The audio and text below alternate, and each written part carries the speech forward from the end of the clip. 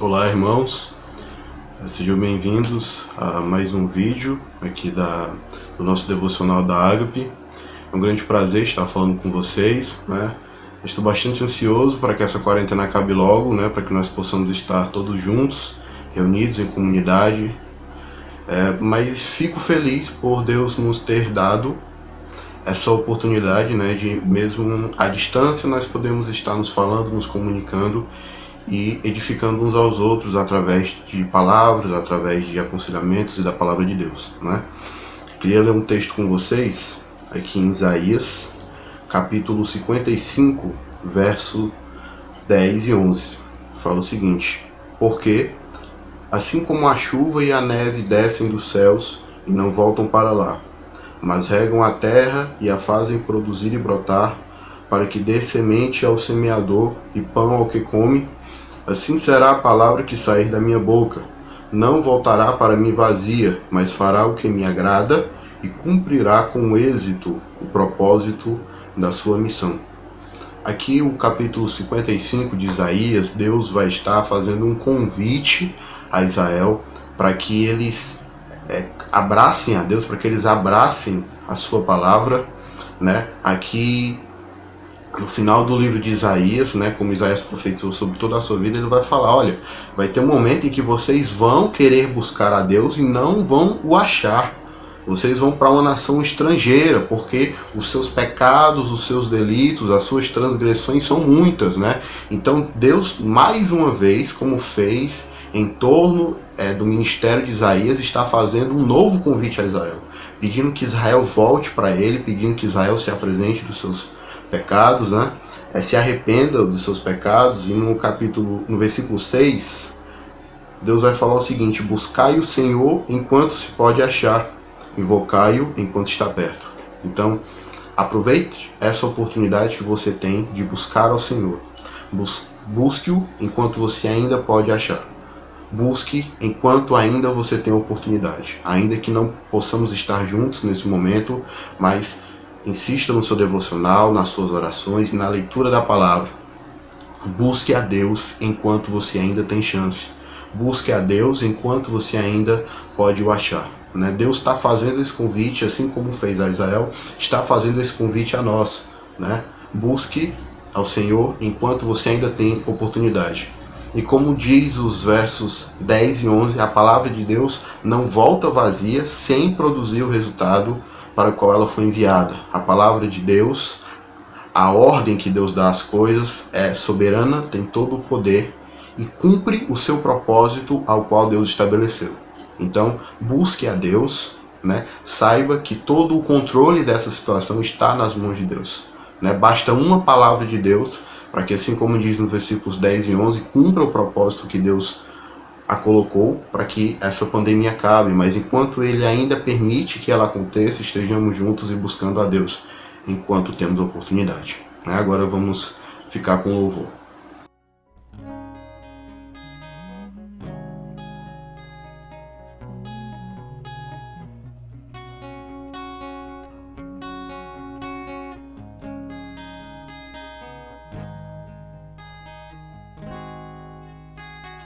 Rei dos reis, consagro tudo o que sou.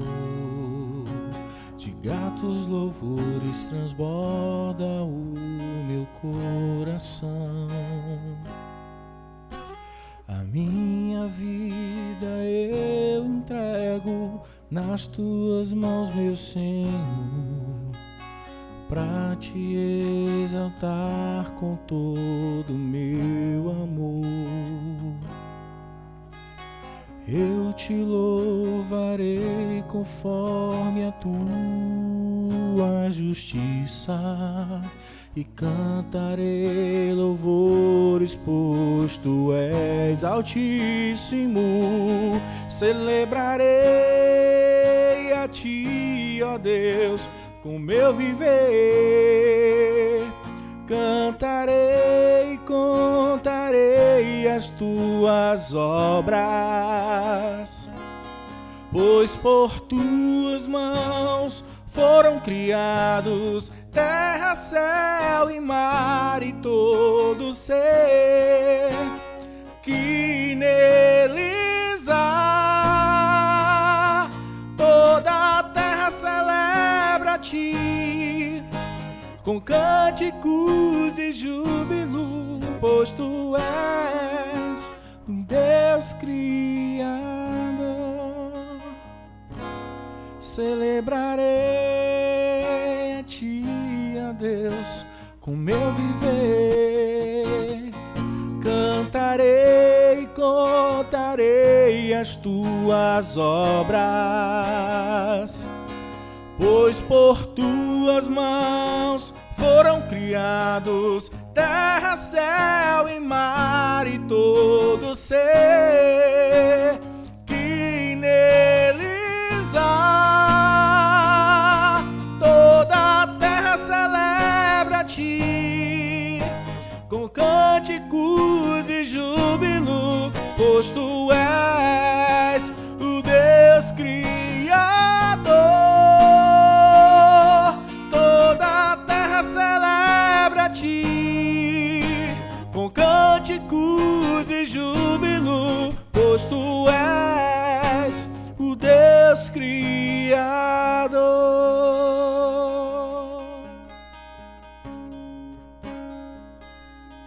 A honra, a glória, a força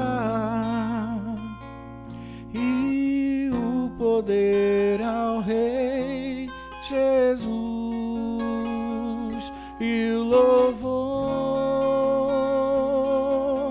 ao Rei Jesus. A honra, a glória, a força e o poder ao Rei Jesus, e o louvor ao Rei Jesus.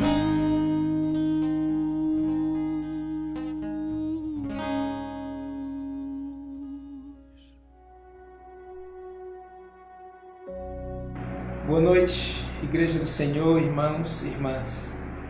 Mais uma vez para lhes falar a respeito da Palavra de Deus, que fale ao meu, ao seu coração, esta noite. Neste mês de maio nós temos falado sobre família, projeto que nasce no coração de Deus, uma família onde o Senhor é quem tem edificado, o Senhor é quem tem construído, uma família que obedece à palavra do Senhor, que encontra nos seus mandamentos caminhos seguros para trilhar, uma família onde o Senhor habita no meio dela e todos os problemas que possam vir não vão destruir essa família, uma família que vive no temor do Senhor e que encontra sabedoria para viver assim. Essa é a família. Esta noite quero falar sobre o meu dever na família. Qual o seu dever na família? Qual o meu? Qual o nosso? Colossenses 3, versículos 18 a 21, nos diz assim: Vós, mulheres, sede submissas a vossos próprios maridos, como convém ao Senhor. Vós, maridos, amai a vossas mulheres, e não as trateis asperamente. Vós, filhos, obedecei em tudo a vossos pais, pois isto é agradável ao Senhor. Vós, pais, não irriteis a vossos filhos, para que não percam o ânimo. Palavra de Deus ao nosso coração. O que vou falar agora talvez não seja agradável aos ouvidos de alguns. Talvez não seja o que a sociedade pós-moderna pense sobre família, mas tenho absoluta certeza de que lhes falarei da revelação bíblica para nós. Colocarei diante de vós a vontade de Deus no desejo de que a família seja uma bênção e viva de acordo com os desígnios dele para aqueles aos quais criou conforme sua imagem e semelhança, e por quem ele entregou seu Filho, para morrer no nosso lugar, a fim de que nós tenhamos vida e uma vida abundante. Essa é a compreensão. A família de acordo com a vontade de Deus, não de acordo com os rudimentos desse mundo, o que pensa o fulano, o que pensa o Beltrano, o que a faculdade tal diz, a ciência acolá fala, o que se comprovou. Não. Nosso dever é qual a vontade de Deus para a minha família, qual a vontade de Deus para a minha vida. E é isso que eu me proponho esta noite com essa porção das Escrituras, que nós tenhamos a compreensão, porque aqui fica claro no texto que há aqui 4 papéis, 4 deveres: o da mulher, do marido, dos filhos e dos pais, né? Então, qual é a compreensão que a Bíblia quer que eu me remeta? O que a Bíblia quer de mim?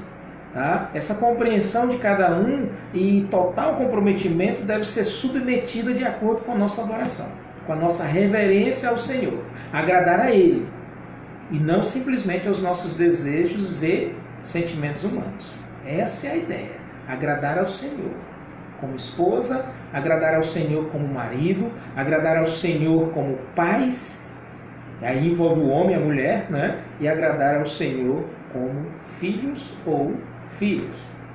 O dever da mulher está claro no versículo 18: vós mulheres, sede submissas a vossos próprios maridos.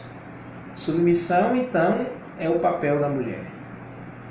Auxiliar ao marido na missão de liderar esse corpo familiar. Essa é a sua missão, minha irmã. Submissão é isso, liderar junto, estar ao lado dele. Se bem compreendida, essa submissão ela vai ser ofertada por amor, pelos seus desejos românticos para com ele.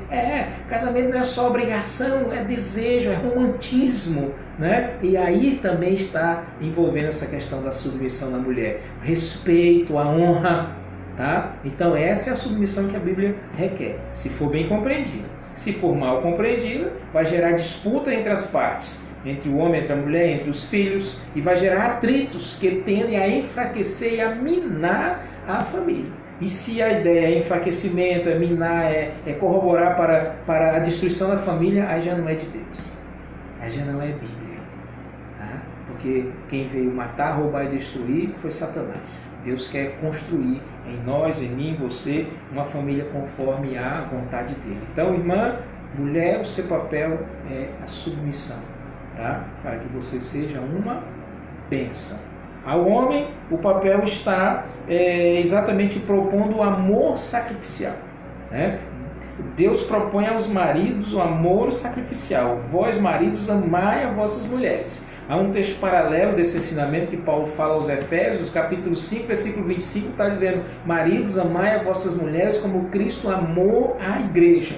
Tá? Cristo se doou, doe-se também pela sua esposa. Cristo doou-se buscando o melhor que nós podíamos encontrar. Então busque o melhor para a sua esposa, porque o ideal é o que Cristo fez pela igreja. Então, maridos, amem vossas mulheres como Cristo amou a igreja. Você quer uma mulher submissa? Ela quer um marido amoroso, amantíssimo. Você vai subjugá-la? Não, porque quando ela se tornou submissa, ela ofertou-se, ela entregou-se a você. Então você não pode querer subjugar, nem pela força, nem pela obrigação. Você deve ser exemplo, o exemplo de Cristo para a igreja. Então, marido, doe-se, entregue-se, e você vai ter uma adjutora, você vai ter uma idônea, você vai ter aquela mulher virtuosa.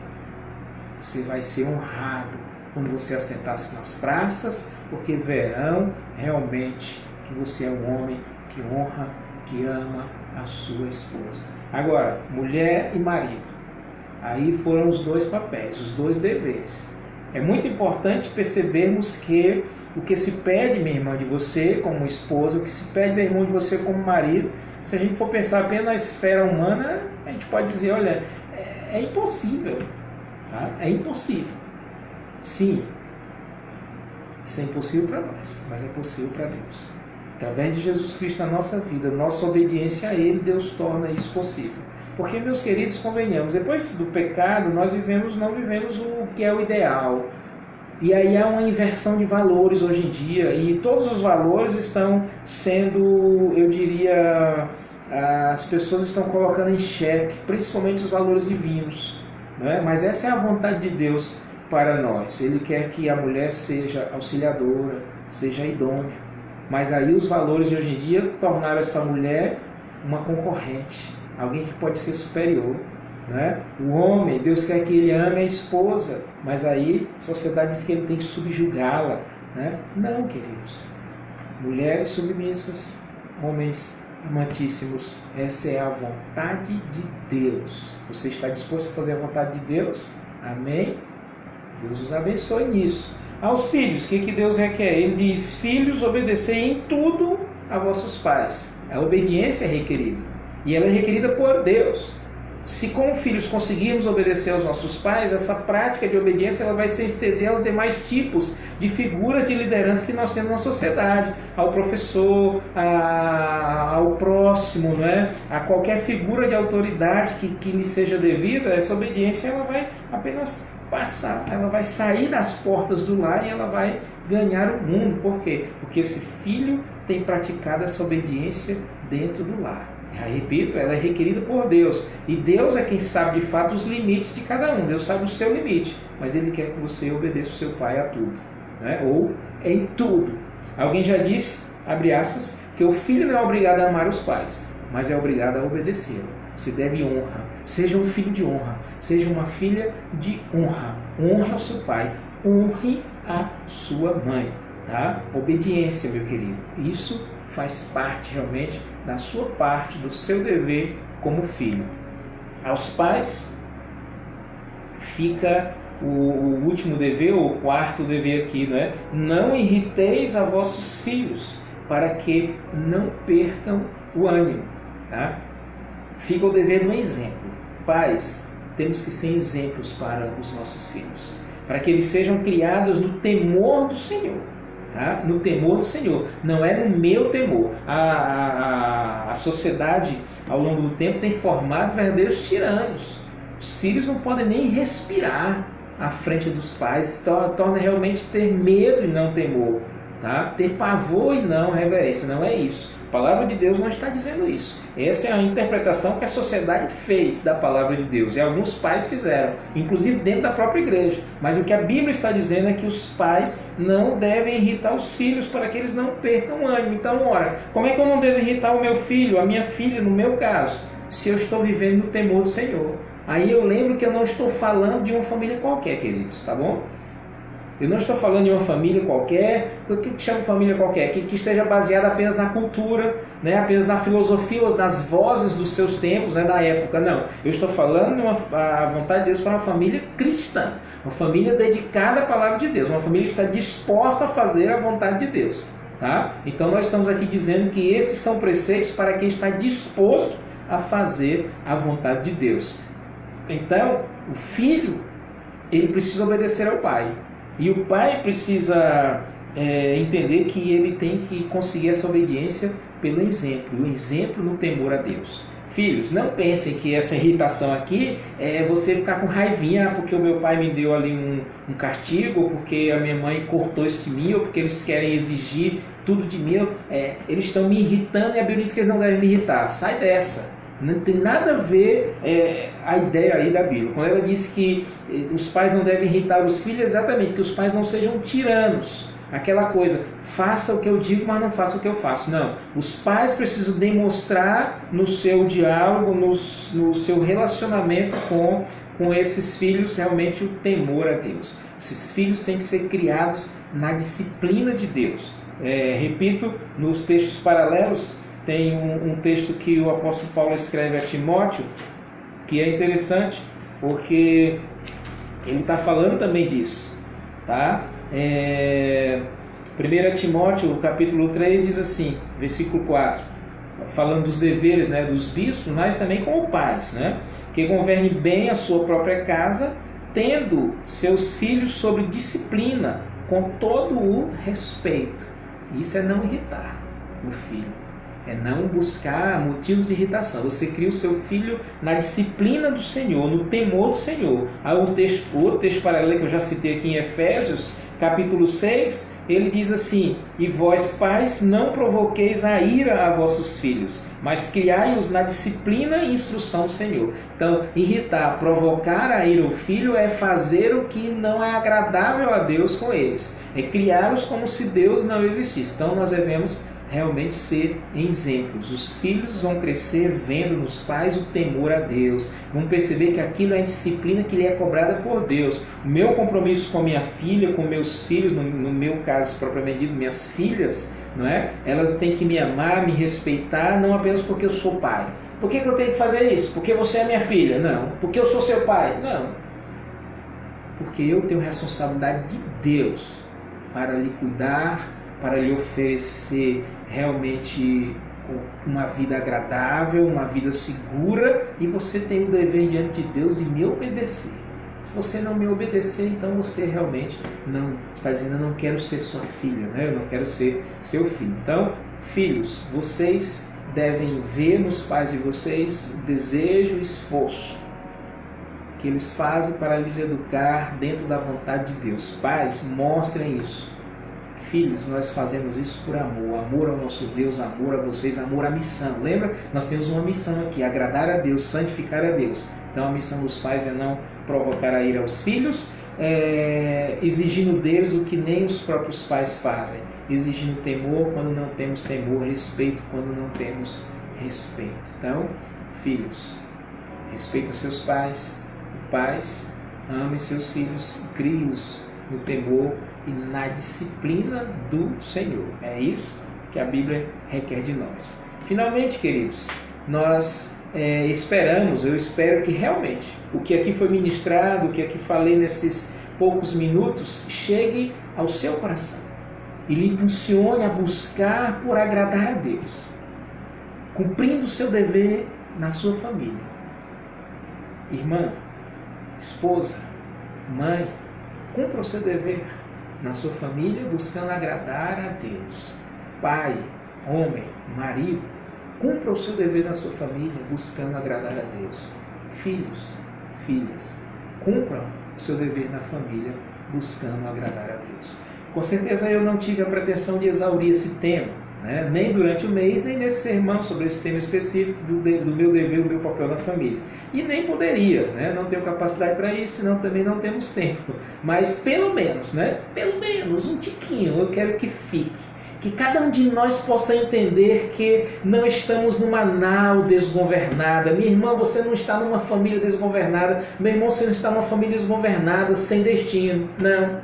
A nossa vida como cristãos tem governo. E esse governo é a vontade de Deus. Se a pessoa quer dizer outra coisa, né? Esquerda, direita, não. Esse governo é a vontade de Deus, tá? E tem destino. Não estamos por aí como folhas secas, não. Temos destino. Temos governo. Qual é o governo? A vontade de Deus. E temos destino. Qual é o destino? É o reino celestial que o Senhor tem preparado para nós. O destino de Deus é o reino celestial dele. Tá? Então, sejamos obedientes ao Senhor. Nos esforçamos aqui para vivermos realmente como cidadãos do reino celestial.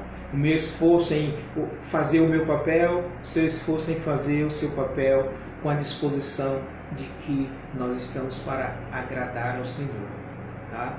Não importa o que o fulano, a cicrana diga, o que a autoridade exija acolá, irmãos, irmãs, nós estamos aqui naquela visão que o apóstolo Pedro disse uma certa vez: mais importa agradar a Deus do que aos homens. Então, que a minha vida, que a sua vida seja uma bênção, e que nós, agradando a Deus, assim também agradaremos ao nosso próximo e a nós mesmos, pois Deus quer que nós nos realizemos. Que Deus nos abençoe e que nós sejamos uma bênção como família, que abençoe a outras famílias, em nome de Jesus. Que Ele nos abençoe. Amém.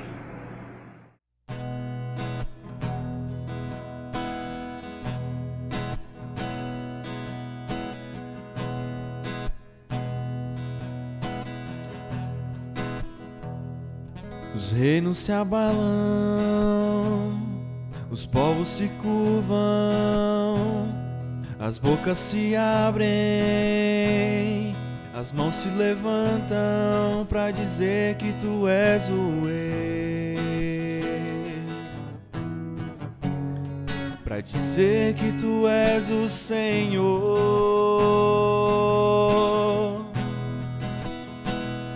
Os reinos se abalam, os povos se curvam, as bocas se abrem, as mãos se levantam pra dizer que tu és o rei, pra dizer que tu és o Senhor. O teu reino é sempre eterno, firmado em misericórdia, justiça e igualdade, bondade e fidelidade. A tua igreja te adora, a tua igreja te adora. Teu reino é sempre eterno, firmado em misericórdia, justiça e igualdade, bondade e fidelidade. A tua igreja te adora, a tua igreja te adora.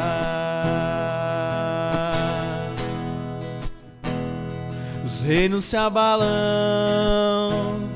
os povos se curvam, as bocas se abrem, as mãos se levantam pra dizer que tu és o rei,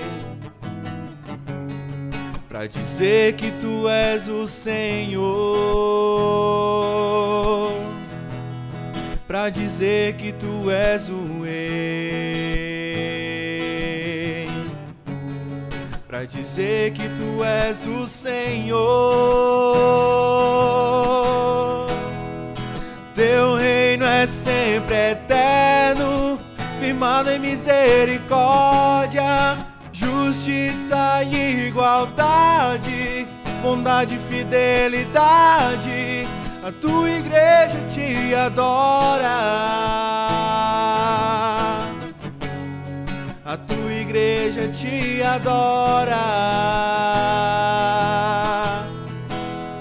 O teu reino é sempre eterno, firmado em misericórdia, justiça e igualdade, bondade e fidelidade.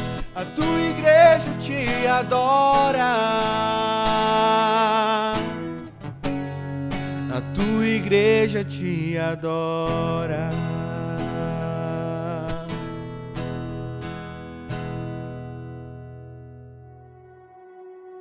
Querida igreja, boa noite. Me sinto felizarda em estar com vocês, compartilhando esse momento. E focando a minha palavra hoje em mordomia cristã.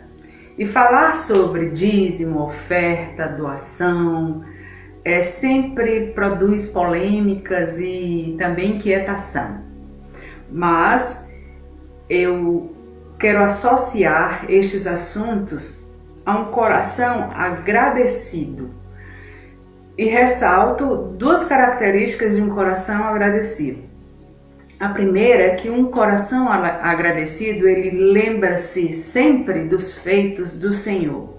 Ele consegue nomear dia após dia as bênçãos que Deus derrama, as bênçãos que Deus dá sobre a sua vida. E a segunda característica de um coração agradecido é alegrar-se no Senhor, independente da circunstância, independente da situação de dificuldade, de necessidade ou de dor. Esse coração agradecido, ele consegue alegrar-se na presença do Senhor. E eu gostaria de ler também aqui no texto lá em Coríntios 9, 6 e 7, um texto que retrata bem esse coração agradecido. E a palavra do Senhor, ela diz bem assim, lá em 2 Coríntios 9, 6 e 7. E digo isto, que o que semeia pouco, pouco também ceifará. E o que semeia em abundância também se fará.